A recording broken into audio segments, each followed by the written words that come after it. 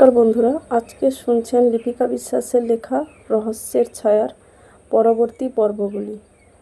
পরপর কয়েকটি পর্ব আমি তোমাদের আজ শোনাবো। তোমরা যদি লিপিকা বিশ্বাসের লেখা আরও কিছু গল্প পড়তে চাও বা শুনতে চাও, প্রতিলিপি অ্যাপে গিয়ে দেখতে পারো। শুরু করছি আজকের পর্ব। কিছুক্ষণ ধরে নেহা, সীমা, সুজিত কেউই কোনো কথা বলল না। বাতাসে আছে শুধু নিঃশ্বাস আর চাপা কান্নার শব্দ। নেহা কী বলবে বুঝে উঠতে পারছে না। সে ধীরে ধীরে বলল, চলো পোড়া বাড়ির দিকে যাই। অন্ধকার কেটে গেছে, এবার ভালো করে দেখা যাবে। তার কণ্ঠেও একটা চাপা উদ্বেগ আর ক্লান্তি মিশে আছে। সীমা মুখ তুলে তাকালো। তার মুখ সাদা, চোখ জলের ভারে ভারাক্রান্ত। সে বলল, আমার ভাই অমিতের দেহটা তো ওই বাড়ির সামনে বড় গাছের নিচে পাওয়া গিয়েছিল। এই কথা বলেই সে কেঁদে উঠল। নেহা তার পিঠে হাত রাখলো, তারপর ধীরে মাথা নেড়ে বলল, চলো। তারা জোর পায়ে অন্য পথে হাঁটতে লাগলো, পোড়া বাড়ির দিকে, অজানা আতঙ্ক আর কষ্ট সাথে নিয়ে। হাঁটতে হাঁটতে নেহা বলল, ললিতা কারো সঙ্গে কোনো সম্পর্ক ছিল কি? মানে কারো সঙ্গে কোনো প্রেম? সুজিত বলল, জানি না, ও তো একা কখনো বাড়ির বাইরে যেত না। নেহা ললিতার হাসি মুখটা চোখের সামনে ভেসে উঠল। সে গতকাল দুপুরে ললিতাকে দেখেছে। তারা একে অপরের সাথে কথা বলেছে। ললিতা তাকে আম পর্যন্তও দিয়েছে। নেহা মুখে কিছু বলল না, কিন্তু ভাবতে লাগলো, ওই কালো পোশাক পরা লোকটার সঙ্গে নিশ্চয়ই ললিতার কোনো গোপন সম্পর্ক আছে, যা পরিবারের কেউ জানে না। হয়তো সেই সম্পর্কই কাল হয়ে দাঁড়িয়েছে। সে ভাবছে এবার এদেরকে রাতের দেখা ঘটনাটার কথা বলবো কিনা। ঠিক তখনই সামনে কিছু লোকের আসতে দেখলো তারা। তাড়াহুড়া করে এগিয়ে এলো। একজন উদ্বিগ্ন গলায় বলল, পেয়েছো ললিতাকে? সুজিত মাথা নাড়িয়ে ধরা স্বরে জবাব দিল, না, কাউকে না বলে মেয়েটা কোথায় গেল কে জানে। এরপর আর কিছু না বলে সে তাড়াতাড়ি ওদের সঙ্গে পোড়াবাড়ির দিকেই এগিয়ে গেল। নেহা আর সীমা তাড়াতাড়ি ওদের পেছনে পেছনে হাঁটতে শুরু করলো। তারা মোড়লের বাড়ির কাছাকাছি এলো। নেহা এক পলক তাকালো দোতলা বাড়িটার দিকে। বাড়িটার একপাশে কুঁড়ে ঘরের দরজার কাছে কয়েকজন লোক দাঁড়িয়ে আছে। নেহা বলল, ওখানে নিশ্চয়ই কিছু হয়েছে। সীমা বলল, মোড়ল মশাইয়ের ওটা রোগী দেখার ঘর, রোগীরা ভিড় করেছে। ও ও বলেই নেহা আর কিছু বলল না, এবার এগিয়ে চলল। মোড়লের কাজের লোক গোপাল রাস্তায় দাঁড়িয়ে হাতে খৈনি ডলছে। সে নেহা আর সীমাকে খেয়াল করেনি, অন্যদিকে তাকিয়ে আছে। তারা যখন তার পাশ দিয়ে যাচ্ছে, তখন গোপাল হঠাৎ চমকে উঠে খৈনির হাতটা পেছনে লুকিয়ে বলল, তোমরা দিদিমণি, কি সর্বনাশটাই না হলো বলো তো।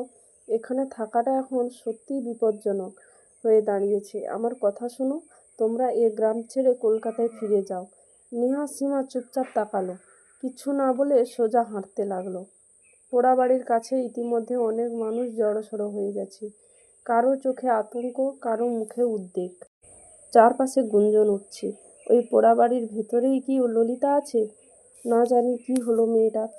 একজন লোক আশেপাশে ছড়িয়ে ছিটিয়ে পড়েছে। কেউ ঝোপ জঙ্গলের ভেতরে তাকাচ্ছে, কেউ আবার ভাঙাচোরা দেওয়ালের ফাঁক দিয়ে উঁকি দিচ্ছে। অমিতের মতো ললিতার দেহ কোথাও পড়ে আছে কিনা তা দেখার জন্য। মোড়ল দাঁড়িয়ে আছেন সামনের দিকে, কপালে চিন্তার ভাঁজ। তিনি গলা চড়িয়ে নির্দেশ দিচ্ছেন, ওদিকটা ভালো করে দেখ, ওই ঝোপের পাশেও খোঁজ। নেহা আর সীমা পোড়াবাড়ির ভাঙাচোরা সিঁড়ির দিকে এগিয়ে গেল। এমন সময় দু একজন গ্রামবাসী তাদেরকে পথ আটকালো। একজন সতর্ক করে বলল, তোমরা সরে দাঁড়াও, বাড়িটা পুরো ভাঙাচোরা, কখন ছাদ ধসে পড়ে টেরও পাবে না। নেহা দৃঢ় গলায় বলল, ভয় পাই না, যদি ললিতা ভেতরে কোথাও পড়ে থাকে তাকে খুঁজে বের করাটাই এখন সবচেয়ে জরুরি। ওদের কথার আওয়াজ শুনে দূরে দাঁড়িয়ে থাকা মোড়ল মশাই এগিয়ে এলেন। তিনি একটু শঙ্কিত কণ্ঠে বললেন, ভেতরে তো কয়েকজন গেছে ইতিমধ্যে, খুব বিপজ্জনক জায়গা, দেখছই তো। কয়েকটা জায়গা থেকে ইট পাথর ধসে পড়েছে। ঠিক সেই মুহূর্তে পোড়াবাড়ির ফাঁকে দরজা দিয়ে বেরিয়ে এলো দুই তিন যুবক। তাদের মধ্যে ইন্দ্রও আছে। ইন্দ্রের গায়ে ফুল হাতা শার্ট। ইন্দ্র ক্লান্ত শ্বাস ফেলল, মুখে ধুলো লেগে আছে। সে বলল, ভেতরটা ভালো করে খুঁজেছি মোড়ল মশাই, কোথাও কেউ নেই, রক্ত বা অন্য কিছুও দেখলাম না। সে নেহা আর সীমার দিকে তাকালো। আরেক যুবক বলল, অস্বাভাবিক কিচ্ছু নেই। মোড়ল গভীর বিষণ্ণতায় মাথা নাড়লেন। চারপাশে তাকিয়ে তিনি নিঃশব্দে বললেন, কার অভিশাপ যে এই গ্রামে লাগলো, মানুষগুলো সব কোথাও উধাও হয়ে যাচ্ছে জানি না। চারপাশে নেমে এলো এক মুহূর্তের নিস্তব্ধতা। বাতাস যেন থমকে গেল। পেছনে দাঁড়িয়ে থাকা এক বৃদ্ধ অমিতের দেহ যে বড় গাছটির নিচে পড়েছিল সেখানটা দেখিয়ে ফিসফিস করে বলল, ওই গাছটির নিচে অমিতের দেহ পড়েছিল। গলায় গভীর ক্ষত ছিল, কিন্তু রক্ত ছিল না। অশরীরী আত্মার কাজ এসব। সীমা ছলছল চোখে চুপ করে নেহার দিকে তাকালো। নেহার চোখ স্থির। সে ভাবলো এখানে কিছু একটা আছে, যা দেখা যাচ্ছে, তার বাইরেও কিছু লুকিয়ে আছে। ইন্দ্র এগিয়ে এলো নেহা আর সীমার দিকে। তার মুখে বিষণ্ণ, চোখে ক্লান্তির ছাপ। সে থেমে দাঁড়িয়ে কাপা গলায় বলল, এসব আর সহ্য করা যাচ্ছে না। প্রতি অমাবস্যায় একজন করে মানুষ হারাচ্ছে। এখন আবার অমাবস্যার রাত ছাড়াও ললিতা হারালো। তার চোখ দুটো ছলছল করে উঠল। জড়িয়ে ধরা স্বরে সে আবার বলল, যেন নিঃশব্দে কেউ আমাদের গ্রামের মানুষগুলোকে কেড়ে নিচ্ছে। নেহা গভীর দৃষ্টি মেলে তাকিয়ে বলল, আমার মনে হচ্ছে কেউ বা কোনো গোষ্ঠী এই গ্রাম থেকে মানুষ পাচার করছে, পরিকল্পিতভাবে, অদৃশ্যভাবে। এর পেছনে বড় কিছু আছে। ইন্দ্র এবার তীব্র ক্ষোভে কেঁপে উঠল। গলায় অসহায়ের ঝাঁঝ। পুলিশগুলো রিপোর্ট লেখে আর গ্রামে এসে ভয় পেয়ে পালিয়ে যায়। রাতে তো ওরা এই গ্রামেই ঢোকে না। আমাদের কী অবস্থা তা যেন কারও জানা নেই। বিনয় মাস্টার ও তার স্ত্রী মেয়েকে পুলিশ ধরেছে, কিন্তু কমলকে ধরেনি। আমার বিশ্বাস ললিতাকে ওই নিয়ে কোথাও পাচার করেছে। নেহা ও সীমা চুপ করে রইল। একজন মধ্যবয়স্ক মহিলা চিন্তিত মুখে জোর পায়ে হেঁটে মোড়লের দিকে এগিয়ে এলো। সে উত্তেজিত গলায় বলল, মোড়ল মশাই, তাড়াতাড়ি আপনার বাড়িতে আসুন। আমার স্বামীর পা ভেঙে গেছে, তাকে নিয়ে এসেছি, ও যন্ত্রণায় ছটফট করছে। মোড়ল মশাই গম্ভীর মুখে বললেন, চলো দেখি। বলেই তিনি মহিলার সঙ্গে দ্রুত পায়ে নিজের বাড়ির দিকে চলে গেলেন। নেহা একটু অবাক হয়ে বলল, ভাঙা পা তিনি জোড়া লাগাতে পারবেন? সীমা ফিসফিস করে বলল, উনি ভাঙা জায়গাতে হাত রাখেন আর মন্ত্র পড়েন, মুহূর্তেই হাত পা ঠিক হয়ে যায়।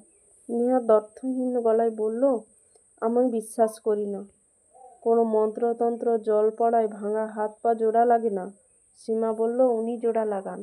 আমি সরাসরি দেখিনি, তবে শুনেছি। নেহা বলল, চল দেখি উনি কি করে ভাঙা পা জোড়া লাগাতে পারে। সে সীমার হাত ধরে তাড়াতাড়ি মোড়লের কুঁড়ে ঘরের দিকে এগিয়ে গেল। ওরা গিয়ে দরজায় দাঁড়িয়ে দেখল কুঁড়ে ঘরের ভেতরে কয়েকজন বসে আছে, নীরবে তাকিয়ে। তাদের মধ্যে একজন লোক বসে ছটফট করছে, যন্ত্রণায় কুঁপে যাচ্ছে। তার ডান পাটা ফুলে ঢাক হয়ে গেছে। পাশে বসে আছেন সেই মধ্যবয়স্ক মহিলা, যিনি তার স্ত্রী। নেহা মহিলাটিকে বলল, ওনাকে দয়া করে তাড়াতাড়ি হাসপাতালে নিয়ে যান। মন্ত্র জল পড়া দিয়ে ভাঙা হাত পা জোড়া লাগে না। মহিলাটি বিশ্বাসের সাথে বললেন, মোড়ল মশাই ঠিক করে দেবেন, হাসপাতাল যেতে হবে না। এ সময় মোড়ল মশাই নিজের আসনে বসতে বসতে নেহার কথাগুলো শুনলেন। হালকা এক মুচকি হাসি ফুটল তার ঠোঁটে। তিনি আঘাতপ্রাপ্ত লোকটিকে বললেন, সামনে আয় তো দেখি। মহিলাটি ওর সঙ্গে থাকা আরেকজন মিলে অনেক কষ্টে লোকটিকে ধরে মোড়লের সামনে এসে বসালো। যন্ত্রণায় লোকটার চোখ মুখ বিকৃত হয়ে গেছে। নেহা আর সীমা ঘরের এক কোণে দাঁড়িয়ে কৌতূহলের চোখে দেখছে। সত্যি কি মোড়ল মশাই হাত পা ভাঙা সারাতে পারবেন? মোড়ল চোখ তুলে তাকালেন লোকটি ডান পায়ের দিকে। পাটা ফুলে ঢাক হয়ে আছে। বিশেষ করে হাঁটুর নিচে অংশটা মারাত্মকভাবে ফুলে উঠেছে। পাশেই রাখা একটি কাঁচের বোতল হাতে তুলে নিতে নিতে মোড়ল বললেন, হাঁটুর নিচটা খারাপভাবে ভেঙেছে। সাত সকালে কিভাবে পড়লি? লোকটি কাতর কণ্ঠে বলল, গোয়াল ঘর থেকে গরু বের করেছিলাম। হঠাৎ গরু এসে ধাক্কা দিল। সরতে গিয়ে পাটা বাঁকা হয়ে পড়ে যায়। তাড়াতাড়ি করুন, আর সহ্য করতে পারছি না মোড়ল মশাই। মোড়ল বোতলের মুখ খুললেন। ভেতর থেকে কালচে তীব্র গন্ধযুক্ত জল হাতে নিয়ে চোখ বন্ধ করলেন এবং তার ঠোঁট নড়ে উঠল। কিছু অস্পষ্ট মন্ত্রপাঠ শুরু করলেন। ঘরের সবাই থমকে গেল। নেহা আর সীমাও নিঃশব্দে তাকিয়ে রইল। এটা কুসংস্কার নাকি এর পেছনে সত্যিই কোনো রহস্য আছে? মোড়ল কিছুক্ষণের পর চোখ খুলে লোকটির পায়ে ফোলা জায়গায় সেই জল ছিটিয়ে দিলেন। অদ্ভুতভাবে ফোলাটা কমতে শুরু করলো। নেহা লোকজনের ফাঁক গলে সামনে এগিয়ে এলো, লোকটির কাছে গিয়ে দাঁড়ালো। নিমেষেই ফোলা পা পুরোপুরি নেমে গেছে এবং আগের মতো পা স্বাভাবিক হয়ে গেল। নেহা অবাক হয়ে তাকিয়ে রইল ঘটনাটির দিকে। মোড়ল একবার নেহার দিকে তাকালেন, তারপর মুচকি হেসে লোকটিকে বললেন, যন্ত্রণা আর করছে? লোকটি মাথা নাড়িয়ে বলল, না, তবে মাথায় কেমন একটা অন্ধকার বসে আছে। মোড়ল নীরবে তাকিয়ে থাকলেন, যেন কিছু জানেন কিন্তু বললেন না। একটু পর তিনি বললেন, সব ঠিক হয়ে যাবে, উঠে দাঁড়া। লোকটি দ্বিধাগ্রস্ত গলায় বলল, পারবো না, উঠতে পারবো না। মোড়ল দৃঢ় গলায় বলল, পারবি, দাঁড়া তুই। লোকটির স্ত্রী তাকে ধরে তুলতে যাচ্ছে। মোড়ল হাত তুলে থামিয়ে দিয়ে বললেন, না, ও একাই উঠবে। তারপর আবার নেহার দিকে তাকালেন। এক ঝলক গর্বের হাসি খেলে গেল তার ঠোঁটে। পর মুহূর্তে চোখ সরিয়ে লোকটির দিকে তাকিয়ে বললেন, ওঠ। লোকটি ধীরে ধীরে উঠে দাঁড়ালো। সে নিজেই বিস্মিত হয়ে গেল, সে সত্যিই দাঁড়িয়ে গেছে। ঘরের উপস্থিত সবাই, নেহা সহ আরও সবাই বিস্ময়ে তাকিয়ে রইল তার দিকে। নেহা মনে মনে ভাবল, এটা কিভাবে সম্ভব। নেহা লোকটি ডান পায়ের দিকে তাকালো ভালো করে। তারপর তার দৃষ্টি গেল সেই কাঁচের বোতলের দিকে, যার জল হাতে নিয়ে মোড়ল মন্ত্র পড়ে ছিটিয়ে দিয়েছেন। সে মনে মনে ভাবল, এই কালচে তীব্র গন্ধযুক্ত জল এমন কি থাকতে পারে? শুধুই জল আর মন্ত্র কি সত্যিই ভাঙা পা সেরে যেতে পারে? এতে কি কোনো মায়া, কোনো অলৌকিক কাজ করেছে? তারপর নেহা তাকালো লোকটির চোখের দিকে। অদ্ভুত রকমের স্থির, নিস্পন্দন দুই চোখ, যা তার কাছে খুবই অস্বাভাবিক লাগলো। সীমা ফিসফিস করে বলল নেহাকে, তুই তো বিশ্বাস করছিলি না, কিন্তু এবার তো নিজের চোখেই দেখলি ভাঙা পা কেমন নিমেষে ঠিক হয়ে গেল। নেহার কাছে এখনও পুরো ব্যাপারটা অবিশ্বাস্য লাগছে, কিন্তু চোখের সামনে যা ঘটেছে তা সে চাইলেও অস্বীকার করতে পারছে না। লোকটি মোড়লের পা ছুঁয়ে মাথা ঠেকিয়ে কৃতজ্ঞতা জানালো। তার চোখে জল, কণ্ঠ ভারী। পাশে বসে থাকা তার স্ত্রী খুশিতে কেঁদে ফেললেন। লোকটি কাঁপা কাঁপা গলায় বলল, আপনার আশীর্বাদ না পেলে আমি হয়তো কখনোই উঠতেই পারতাম না মোড়ল মশাই। আপনি আমার পাটা বাঁচালেন। ডাক্তার, হাসপাতাল কিছুই আর দরকার হলো না। নেহা একদৃষ্টি তাকিয়ে দেখল লোকটি যখন কথা বলছে তখন তার ঠোঁট অদ্ভুতভাবে কাঁপছে, খুব সামান্য কিন্তু অস্বাভাবিক রকমের। মুখের অভিব্যক্ত যেন কিছু একটা চাপার দুঃসাহসের টান, হয়তো যন্ত্রণা, না হয় ভয়। লোকটি মোড়লকে কিছু টাকা দিতে গেল। মোড়ল বললেন, লাগবে না, যা। লোকটির চোখে জল এসে গেল। লোকটির স্ত্রী মোড়লের দিকে তাকিয়ে বলল, হাসপাতালে না গিয়ে আমরা ঠিকই করেছি। আপনি যে কত বড় শক্তি, কত বড় দয়ালু, তা আবার প্রমাণ হয়ে গেল। আপনাকে কেউ বোঝে না, কিন্তু আপনি তো ঈশ্বরের মতো দূত। মোড়ল কেবল ঠোঁটে সামান্য হাসি রেখে চুপ করে রইলেন, চোখের ভেতর সেই চিরচেনা রহস্য। পাশে বসে থাকা রোগীরা বিস্ময় আর শ্রদ্ধা মিশিয়ে একে একে অপরের মুখের দিকে তাকাচ্ছে। মোড়লের দিকে চাওয়া তাদের চোখ যেন আরও একটু বেশি বিশ্বাস জমে উঠল। কেউ একজন ফিসফিস করে বলল, মোড়ল মশাই যা পারেন তা অসাধারণ ফল, সাধারণ লোকের মাথায় ঢুকবে না। নেহা কেবল চুপচাপ দাঁড়িয়ে রইল, তার চোখে স্পষ্ট দ্বিধা। এত কিছুর পরেও তার ভেতরে প্রশ্ন ঘুরপাক খাচ্ছে, এটা কি সত্যি অলৌকিক, নাকি কোনো অভিনব কৌশল? এটা কি বিশ্বাসের জাদু, নাকি অজানা বিজ্ঞানের বিভ্রান্তি? তার মনের ভিতরে প্রশ্নটা ধীরে ধীরে ডানা মেলছে, বিশ্বাস না জ্ঞান। মোড়ল ডাকলেন, গোপাল। কোথাও থেকে সাড়া এলো না। তিনি বিরক্ত কণ্ঠে বললেন, কোথায় যে থাকে। হঠাৎ দৌড়ে এলো সুমন্ত, দরজার কাছে এসে মুখ বাড়িয়ে বলল, গোপালদা কাজে আছে, আমাকে বলুন বাবু। মোড়ল চোখ কুঁচকে তাকালেন, কাজে আছে মানে? খৈনি ডলছে তো? সাত সকালে খৈনি খাওয়ার এমন নেশা আর কারণ নেই। ওর মতো খৈনিখোর মানুষ দ্বিতীয়টি আমি দেখিনি। সুমন্ত আলখা হেসে মাথা নিচু করল, তারপর চোখ ঘুরিয়ে তাকালো নেহা আর সীমার দিকে। তার চোখে একরকম বিস্ময়। মোড়ল বললেন, ভেতরে ঢোক। সুমন্ত চটি জোড়াটি দরজার বাইরে খুলে রেখে ঘরের ভেতরে ঢুকে গেল। নেহা আর সীমা দরজার দিকে এগিয়ে গেল। ভেতর থেকে তারা শুনল মোড়ল বলছেন, এই বোতলগুলো গুছিয়ে রাখ, ঠিকঠাক করে রাখিস। নেহা আর সীমা ঘর থেকে বেরিয়ে এলো। বাইরে এসে হঠাৎ নেহার চোখ থমকে গেল একজোড়া চটির ওপর। সে চমকে উঠল। চটি জোড়াটা নীল, কিন্তু রং চটা, পেছনের অংশটা ঘষে ঘষে ক্ষয়ে গেছে। চটির তলায় স্পষ্ট পায়ের গড়নের ছাপ বসে আছে। বাম পায়ের চটিটির ফিতেটা খানিকটা ছোঁড়া।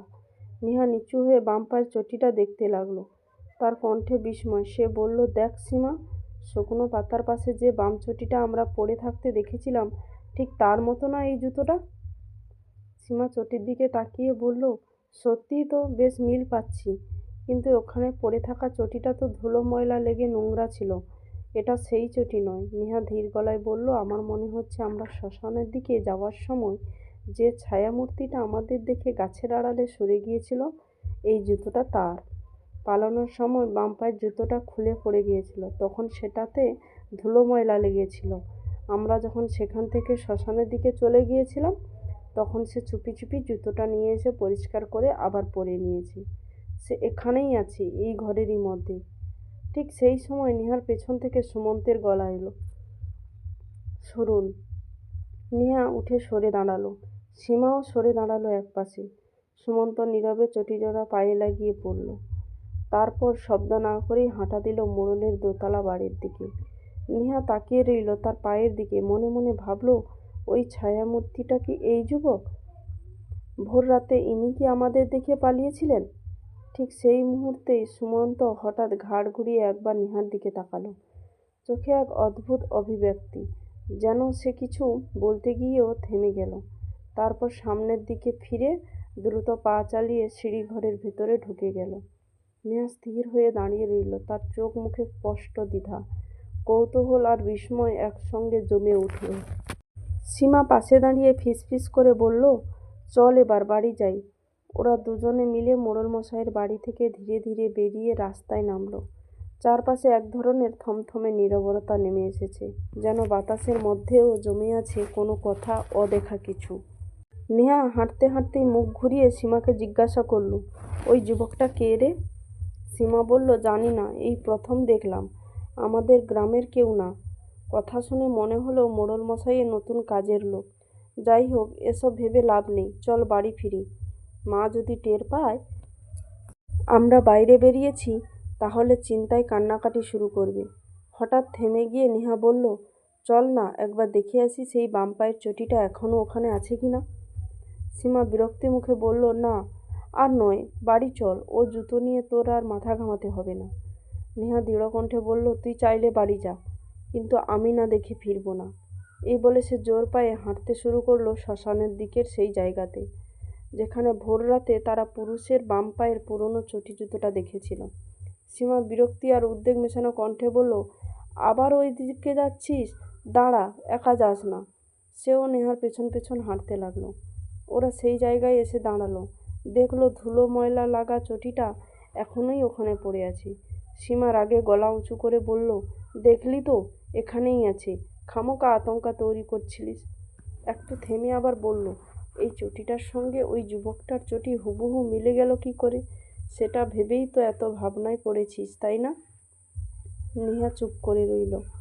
সীমা এবার একটু কণ্ঠ নরম করে বলল, নীল রঙের ক্ষয়ে যাওয়া চটিটা কি একটা দুটো আছে? গরিব মানুষের চটি ছিঁড়ে যায়, তারপর দড়ি বেঁধে বা সেলাই করে আবার পরে নেয়। এরকম চটি তো আমাদের গ্রামে অনেকেরই পায়ে দেখা যায়। এইটুকু দেখে তুই নিশ্চিত হয়ে যাচ্ছিস কেন? নেহা কিছু না বলে তাকিয়ে রইল সেই ধুলোমাখা চটি জোড়ার দিকে। চোখে জমে উঠল গভীর চিন্তা। আমি কি ভুল ভাবছি? যুবকটি হয়তো বুঝতে পেরেছে আমরা ওনাকে সন্দেহ করছি, আর তাই কি না আমাদের আগে চুপি চুপি এসে চটিটা রেখে দিয়ে গেছেন, যাতে আমাদের সন্দেহ না কেটে যায়। হঠাৎই সীমা তার হাত ধরে টেনে ধরে বলল, চল এবার বাড়ি যাই। নেহা আর সীমা ফিরছে। নেহার মুখ গম্ভীর। সে ভাবতে লাগলো, দুটো চটি প্রায় একই রকম, রং চটা গড়ন, এমনকি ক্ষয়ের ধরনটাও এক। মোড়লের বাড়ির ওই যুবকটি হয়তো ভোর রাতে আমাদের দেখে অন্ধকারে সরে পড়েছিলেন। ওই যুবকটি কি তাহলে গভীর রাতে কালো কাপড়ে মুখ ঢেকে ললিতার সঙ্গে অন্তরঙ্গ হয়ে গিয়েছিলেন? চুপচাপ হাঁটতে হাঁটতে কিছুটা এসে তারা দেখতে পেল রাস্তার পাশ থেকে আরেকটি সরু রাস্তা আলাদা হয়ে গেছে। সীমা বলল, এই রাস্তা দিয়ে চল, শর্টকাট, তাড়াতাড়ি বাড়ি পৌঁছে যাব। ওরা শর্টকাট পথ ধরে হাঁটতে লাগলো। রাস্তাঘাট শুনশান, আকাশ বাতাসে আতঙ্ক আর শোকের ছায়া। কিছু দূর এসে রাস্তার একপাশে ছোট্ট একটা মাটির বাড়ি পড়ল। মাথায় খড়ের ছাউনি, বাড়ির পেছনে আর এক পাশ ঘিরে রয়েছে ঘন বাঁশ ঝাড়, আর অন্য পাশে গাছগাছালি। সামনের ফাঁকা জায়গায় বেশ কয়েকটি বেগুন গাছ সারি করে লাগানো। গাছগুলোর গোড়ায় এক মাঝবয়সী বেটে রোগাটে গড়নের মানুষ জল ঢালছেন। লোকটির পরনে পুরনো একটি লুঙ্গি, কাঁধে হালকা ময়লা গামছা, চোখে মুখে ক্লান্তি, চেহারাটা খানিকটা গোবেচরা গোছের। সীমা থেমে লোকটিকে বলল, জেঠু, ললিতাকে দেখেছো? তাকে পাওয়া যাচ্ছে না। লোকটি মুখ তুলে একবার ওদের দিকে তাকালো, তারপর গভীর নিঃশ্বাস ফেলে বলল, না রে মা, শুনেছি কথাটা, মনটা খুব খারাপ হয়ে গেছে। আমার ছেলের মতো নয়না ললিতাও নিখোঁজ হলো। লোকটি একথার পর আর কিছু না বলতে পেরে গামছার প্রান্ত দিয়ে মুখ চোখ মুছে আবার কাজে মন দিল। বেগুন গাছের জল ঢালতে থাকলো এক মনে। সীমা নেহাকে ধীরে ধীরে বলল, এ হলো জয়দেব জেঠু, খুব ভালো মানুষ। আমাদের গ্রামে অমাবস্যার রাতে যারা নিখোঁজ হয়েছে তাদের মধ্যে জয়দেব জেঠুর ছেলেই প্রথম নিখোঁজ হয়েছিল। ভয়ে কষ্টে মানসিক যন্ত্রণায় জেঠুর স্ত্রী তাকে ছেড়ে চলে গেছে। জেঠু একাই থাকে, নিজে হাত পুড়িয়ে রান্না করে খায়। অল্প একটু জমি আছে, তাতে যে ফসল হয় তাই দিয়ে কষ্টে দিন চলে যায় তার। কারো সাথে গণ্ডগোল করে না, শুধু কাজ করে যায় নিঃশব্দে। নেহা লোকটার করুণ মুখের দিকে তাকিয়ে রইল। তার চোখে জল এসে গেল। সে নিচু গলায় বলল, একটার পর একটা জীবন হারিয়ে যাচ্ছে এই গ্রামের বুক থেকে, অথচ কেউ কিছু করতে পারছে না। সীমা বলল, চল তাড়াতাড়ি, অনেক দেরি হয়ে গেছে। ওরা আবার পথ ধরে হাঁটতে লাগলো। ওরা সোজা গেল ললিতাদের বাড়িতে। বাড়ির উঠোনে কান্নার শব্দ ভেসে আসছে। বেশ কিছু লোকজন দাঁড়িয়ে নিখোঁজ বিষয়টা নিয়ে কথাবার্তা বলছে। নেহা আর সীমা ভেতরে ঢুকে গেল। ললিতার মা আঁচল মুখে চেপে হাহাকার করছে। পাশে কয়েকজন প্রতিবেশিনী তাকে সান্ত্বনা দেওয়ার চেষ্টা করছে। আর এক কোণে দুই পুলিশ অফিসার ললিতার বাবা আর দাদা সুজিতের সঙ্গে কথা বলছেন। কাগজ কলম বের করে কিছু লিখছেন তারা। নেহা ভাবল, রাতের ঘটনার কথা কি আমি পুলিশকে বলবো? এই পুলিশ কি সত্যি তদন্ত ঠিকমতো করছে? গভীর রাতে ওই কালো পোশাক পরা লোকটিই হয়তো এদের টাকা খাইয়ে কিনে নিয়েছে। সেজন্য এত কিছুর পরেও ওরা নিখোঁজ কাউকে খুঁজে বের করতে পারছে না। ইচ্ছা করেই হয়তো খুঁজছে না। ভূত যদি মানুষকে মেরেও ফেলে, দেহ তো কোথাও না কোথাও থাকবে, না হয় অন্তত হাড়গোড় পোশাক। কিন্তু কিছুই তো পাওয়া যায়নি, একমাত্র অমিতের দেহ আর নয়নার রক্তমাখা সালোয়ার কামিজ ছাড়া। আমি যদি কালো পোশাক পরা লোকটির কথা পুলিশকে বলে দিই, হয়তো পুলিশ লোকটিকে সতর্ক করবে, আর সে হয়তো আমাকে চুপ করিয়ে দিতে পারে চিরতরে। তার চিন্তায় ছেদ দিল সীমার কণ্ঠ। কি ভাবছিস? বাড়ি চল। ওরা ঘুরে বাড়ির দিকে রওনা দিল। চোখে মুখে ক্লান্তি, মনে একটা চাপা আতঙ্ক নিয়ে ফিরছে তারা। বাড়ির সামনে এসে দেখলো বারান্দার সিঁড়ির ধারে জিতু দাঁড়িয়ে আছে। ওদের দেখে তার মুখ রাগে লাল হয়ে উঠল। সে রাগী গলায় বলল, এত কিছু ঘটছে গ্রামে, আর তোরা বেলা বারবার বারণ করার পরেও ভোর রাতে বাইরে বেরিয়ে গেছিস। তোদের সাহস দেখে আমি অবাক। এবার তো সীমাকে সে বলল, কাকিমা দুই ছেলে মেয়েকে হারিয়ে ভেঙে পড়েছে, আর যদি তোর কিছু হয়ে যায়। তার কণ্ঠ রাগের চেয়ে বেশি কাঁপছে ভয় আর উদ্বেগে। ভেতরে বারান্দার এক কোণে দাঁড়িয়ে আছে সুবর্ণা। সে নীরবে জিতুর কথা শুনছে, যদিও জিতু খেয়াল করেনি। সুবর্ণার চোখে নেই রাগ, বরং তার দৃষ্টি যেন ভেতর থেকে শুকিয়ে আসা, নীরব অথচ তীক্ষ্ণ। নেহা মাথা নিচু করে দাঁড়িয়ে থাকল। সে ভাবল, জিতুদা ঠিকই বলেছে, সীমাকে নিয়ে বেরোনো উচিত হয়নি। জিতু এবার সরাসরি নেহার দিকে তাকিয়ে বলল, দেখো বোন, তুমি আমাদের গ্রাম সম্পর্কে ভালো করে জানো না।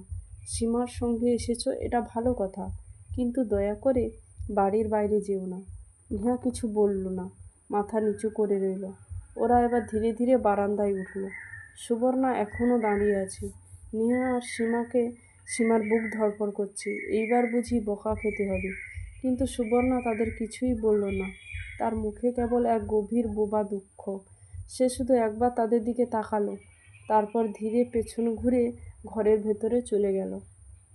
নেহা আর সীমাও চুপচাপ পাশের ঘরে গিয়ে ঢুকল। লিপিকা বিশ্বাসের লেখা রহস্যের ছায়ার পরবর্তী 3টি পর্ব আমি তোমাদের শোনালাম। আশা করি ভালো লাগবে। ধন্যবাদ।